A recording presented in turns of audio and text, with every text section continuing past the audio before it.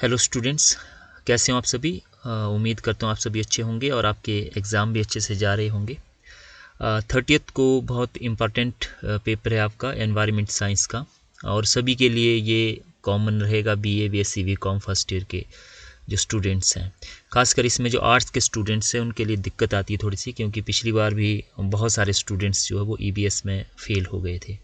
तो इसका पैटर्न क्या रहेगा, सिलेबस और प्रीवियस ईयर का क्वेश्चन पेपर है मेरे पास सप्लीमेंट्री का, उसके ऊपर भी मैं आपसे डिस्कस करूँगा। तो इसमें ईबीएस की बुक आपके पास सबके पास पड़ी होगी, और जनरल से टॉपिक इसमें रहते हैं जो डे टू डे लाइफ से हमारी रिलेट करते हैं। तो उसको आप उस तरह से कर सकते हैं। तो सबसे पहले आप पैटर्न को देखिए, इसमें पैटर्न क्या रहेगा। तो इसमें से जो है वो 5 क्वेश्चंस आपको करने हैं। सेक्शन 1 जो है क्वेश्चन फ्रॉम ईच यूनिट, है ना। एक यूनिट में से आपको एक क्वेश्चन चूज़ करते हुए जो है वो आपको कुल मिलाकर 5 क्वेश्चंस करने हैं। और जो फर्स्ट क्वेश्चन है आपका, उसमें आपके सब पार्ट रहेंगे। उसको आपने एक साथ अटैम्प्ट करना है, जो जितने भी सब पार्ट है। जैसे ये क्वेश्चन नंबर 1 है तो आपने सेक्शन ए डाला, सेक्शन ए का पार्ट 1 डाला आपने, और पार्ट 1 का ये कंपलसरी क्वेश्चन है, और इसकी जो सब पार्ट है कुल मिलाकर 10 के 10 आपको जो है 12 हैं, और इसमें से आपको 10 करने हैं, और 2 नंबर का एक है ये। तो ये बहुत इंपॉर्टेंट है। इसमें से आपको सिर्फ लिखना है, यहाँ पे दिया गया है जैसे 50 से 75 वर्ड में लिखना है। तो आप एनवायरनमेंट को हल्के में मत लेना कि भाई इसमें पास हो जाएंगे, क्योंकि पिछली बार भी जो है वो ग्रेस मार्क्स देके स्टूडेंट्स को जो वो पास किया गया था। अगर इसमें आप पास नहीं होते हैं तो आपको ये पेपर जो है वो क्लियर करना ही पड़ेगा, है ना। तो 50 से 75 मतलब एक पेज पे आपके 2 क्वेश्चंस जो है वो आराम से हो जाने चाहिए।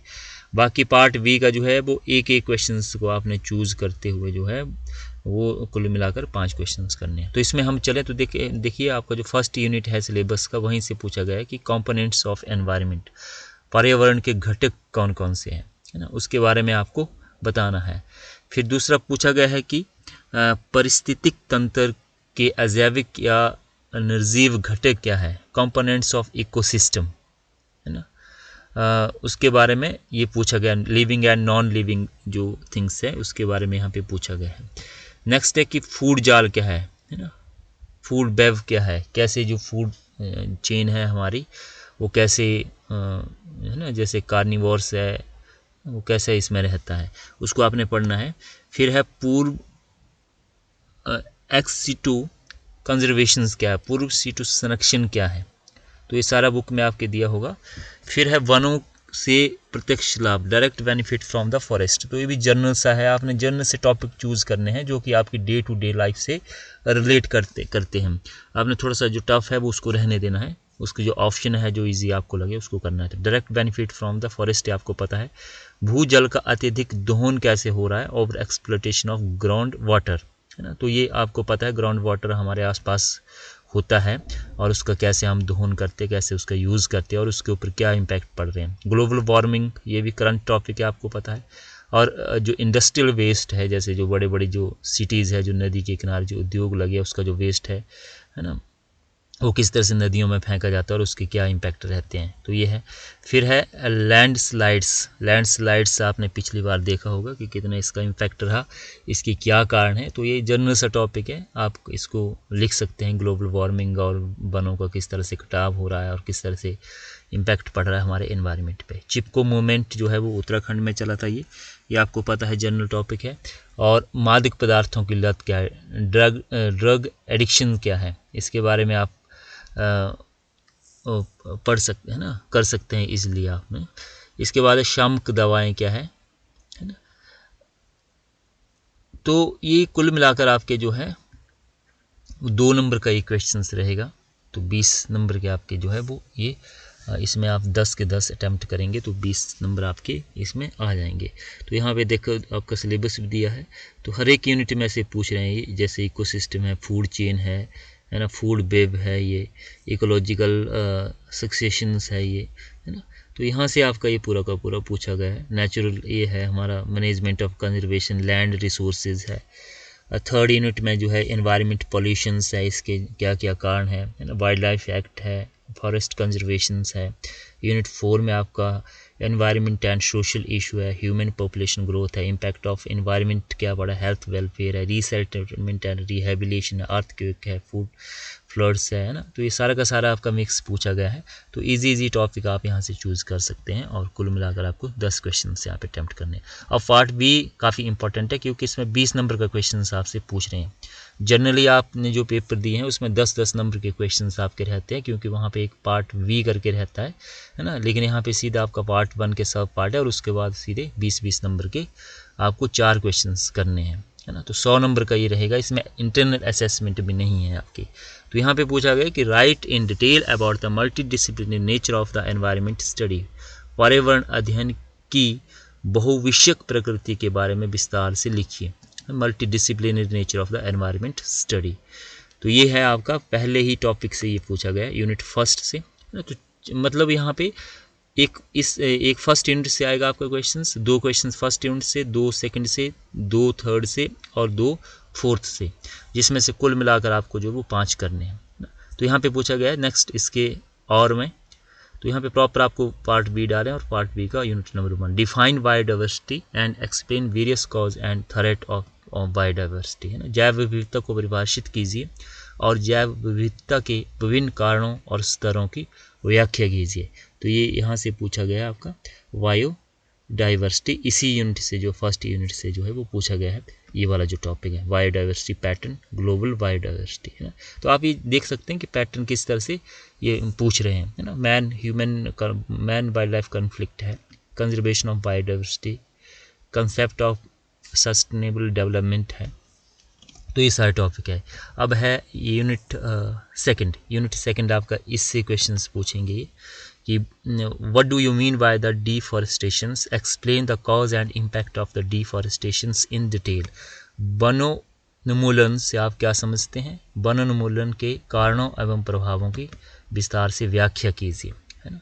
तो ये है आपका यहाँ इस वाले से नेचुरल रिसोर्सेज क्या है, हमारे जो वन है। तो आपको पता है डिफॉरेस्टेशंस के क्या क्या कारण है, कैसे कैसे हमारे जंगल कट रहे हैं। तो जनरल सा टॉपिक है ये। और इसके और में पूछा गया right in detail about energy resources, ऊर्जा के संसाधनों के बारे में विस्तार से लिखिए जो हमारे ऊर्जा के स्रोत है। तो ये भी आपका सेकेंड यूनिट से जो है वो पूछा गया है। अब यूनिट थर्ड की हम बात करते हैं। तो यहाँ पे ओजोन परत का लक्ष्य कैसे होता है, क्षय कैसे होता है, ओजोन रिक्तीकरण के प्रभावों पर विस्तृत विवरण दीजिए। How does the ozone layer depleted, give detailed account of the effect of the ozone depletions, है ना। तो ये आपका सेकेंड यूनिट से पूछा गया कि किस तरह से हमारा जो ओजोन लेयर है उसको वो ख़त्म हो रही है। तो ये सेकेंड यूनिट से आपका यहाँ पे है आपका, जैसे रिन्यूअल ऑफ एनर्जी रिसोर्सेज है ये, है ना। तो यहाँ यहीं से पूछा गया आपका ozone layer, sorry unit number third से, इस वाले से एनवायरनमेंट पॉल्यूशन एंड मैनेजमेंट। तो यहाँ से आप देख लीजिए क्लाइमेट चेंज है, ग्लोबल वार्मिंग है, ओजोन लेयर है ना। ये सारा यहीं से आपके दिए हुए टॉपिक। वायु अधिनियम 1981, तो इस बार आपका फॉरेस्ट एक्ट आ सकता है, वाइल्ड लाइफ एक्ट आ सकता है।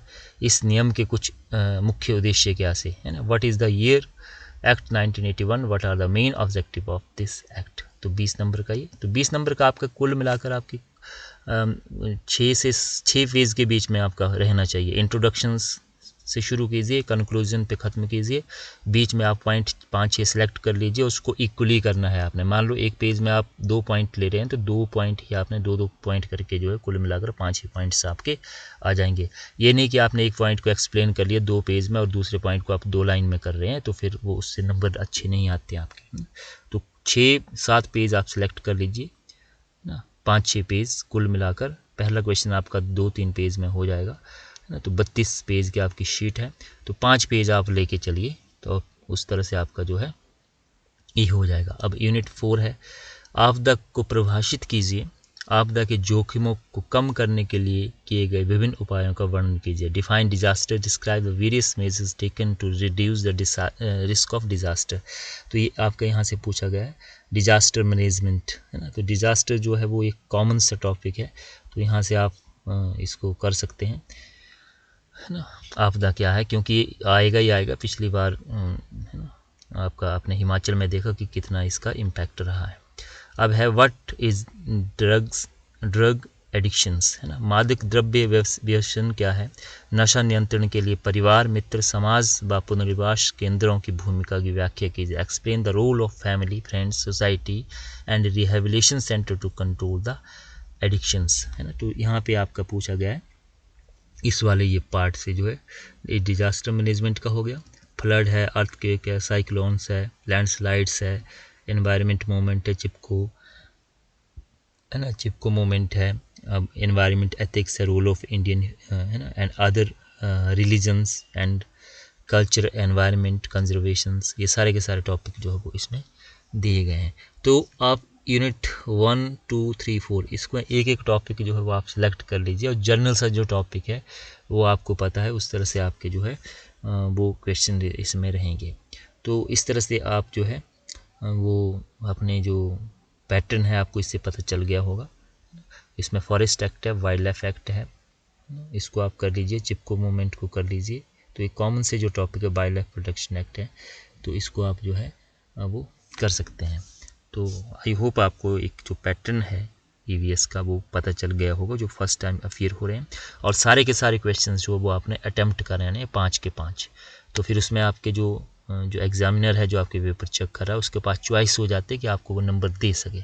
अगर आप खाली सीट्स छोड़ेंगे, कोई क्वेश्चन जो है वो आप एक क्वेश्चन को जो है वो जो आपको आता है वो आप 10 पेज में दे देंगे, और कुल मिलाकर आप 2 ही क्वेश्चंस करेंगे, तो फिर आपके जो नंबर है वो उतने ही आएंगे, आप फेल भी हो सकते हैं, है ना। तो कुल मिलाकर आपने 5 के 5 क्वेश्चन थोड़े थोड़े करके अटैम्प्ट कराने हैं सारे के सारे, ताकि अगर एक एक में वो 5-5 नंबर भी देता है आपको, तब भी आप जो है वो पास हो सकते हैं, है ना। 5-5, 7-7 की एवरेज से, 8 की एवरेज से अगर नंबर देगा तो आपके कुल मिलाकर 35-40 जितने भी आपको नंबर चाहिए, 40% चाहिए इसमें, तो वो आपके आ जाएंगे। तो थैंक यू वेरी मच, धन्यवाद। आई होप आपको इससे हेल्प